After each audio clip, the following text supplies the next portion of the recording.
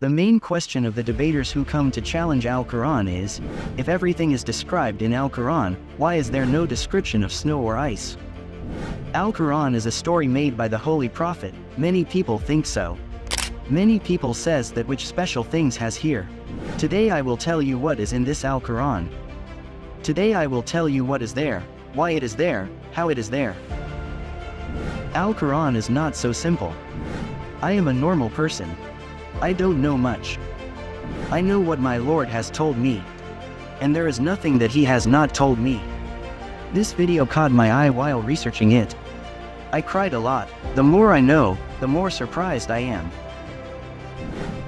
Today I will talk about one such book from history and evidence, which is the book of all books, the knowledge of all knowledge, the thought of all thinking, the philosophy of all philosophy, the answer of all question, Al-Quran.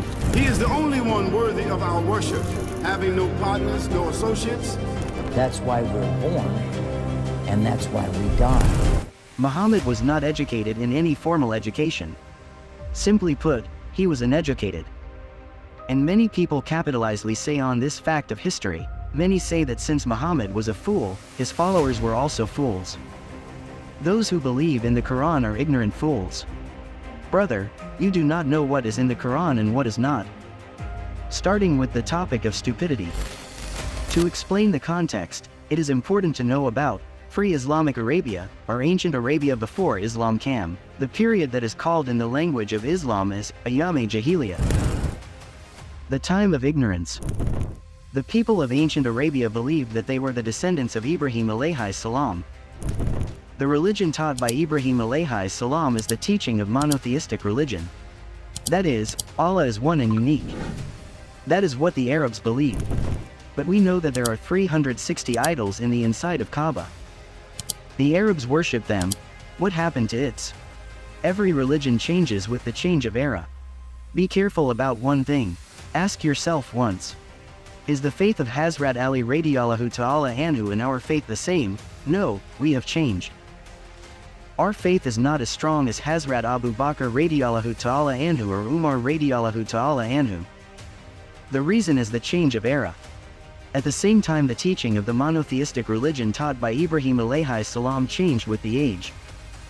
Over the years, people lost their faith and accepted polytheism. They still believed Kaaba to be the house of God, but they worship of 360 idols. Among the idols, the main deity was called Hubal. 357 more including Al-Hujja al-Manat. Let's try to explain it a little easier. I think one of the ancient Arabs felt the need to worship in order to acquire knowledge. Then he would go to the god called Al-Udba, so that Al-Udba intercedes to Allah for him. That is, the function of all the idols in the Kaaba was to intercede with Allah. It is somewhat similar to the Pir Murid system prevalent in our country, where people go to the Pir's court and pray for intercession. If we think historically, these Pirs and Murids could not come out of ignorance during this period, or religion on the way to change again through the ages. Anyway, let's get back to the main topic. The book from which I discuss the history of this religious religion is called No God But God. The author of that book is Reza Aslan. At that time there were idols of all gods, but there was no idol of Allah. That is also known from history, and it is also known from archaeology. And according to Surah Yunus verse 18 of Al-Quran, Allah says, they are worshipping something other than Allah, which can neither harm them nor benefit them. They say they are our intercessors with Allah. Many people became skeptical when they saw such paganism in ancient Arabia. Does this polytheism support the teachings of Ibrahim alayhi wasalam? Since a lot of time has passed since the time of Ibrahim alayhi wasalam to that time, so finding the right answer is very difficult. Yet those who seek answers to these questions, Hazrat Muhammad sallallahu alayhi wasallam was one of them. Reference the English translation of Al-Quran is stated in the introduction part 1 of the book, the Quran. Muhammad sallallahu alayhi wasallam used to spend time alone in a corner of the Hira cave to find the answer to this question. He used to spend this time every year during Ramadan. And this is where our original video begins. One day he heard a voice. That voice was, "Read." He says, "I don't know how to read."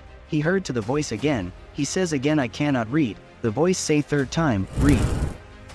Muhammad sallallahu alaihi wasallam say, what can I read?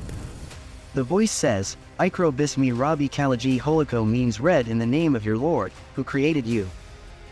In the first word of the first verse of Al-Quran where it says Ikro means read. The first verse revealed in Al-Quran says to acquire knowledge, to learn to read. How can those who believe in this book be fools? The first surah revealed in the Al-Quran says that Allah taught man through the pen. Taught him what he did not know. How can Al-Quran be false there? The first question of the human thinking brain. How I am here, what is my identity? The answer is found in the second verse revealed in Al-Quran.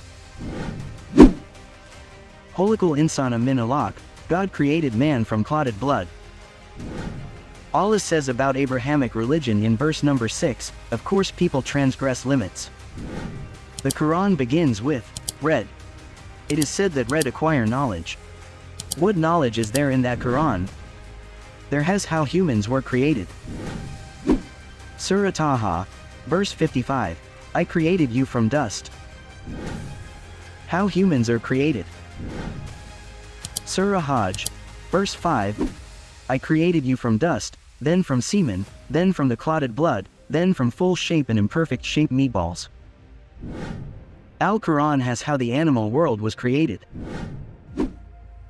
Surah Anbiya, verse 30, I created all living things from water. Al-Quran says where on earth water comes from. Surah Al-Mu'minun, verse 18, Allah sent water from the sky. We later learned that water came from meteors, which did not go to any other planet. Al-Quran has worlds begin and end. Al-Quran tells how brains grow. Quran has how work moon and how work sun. Sky, stargazing, galaxy, time dynamics, past, present, future, everything. Yet how can the knowledge of the Quran be limited? How Quranic believers lag behind science? Still many people ask, if everything is described in Al-Quran, so why is there no description of snow or ice? They think that Prophet Muhammad sallallahu alaihi wasallam made up the Quran and wrote. Since he lived in a desert country, and since there is no outer knowledge about ice, did not travel abroad. So he missed the ice thing. But what is it really? Surah Imran, verse 117. All that is spent in this worldly life is compared to a whirlwind, which contains the coldness of snow. Despite the mention of snow in the Quran, why is it repeatedly denied? It is also believed that since the Holy Prophet Muhammad sallallahu alaihi wasallam lived in the land of the desert, just as snow is mentioned once in the Quran, desert is also mentioned once in the Quran.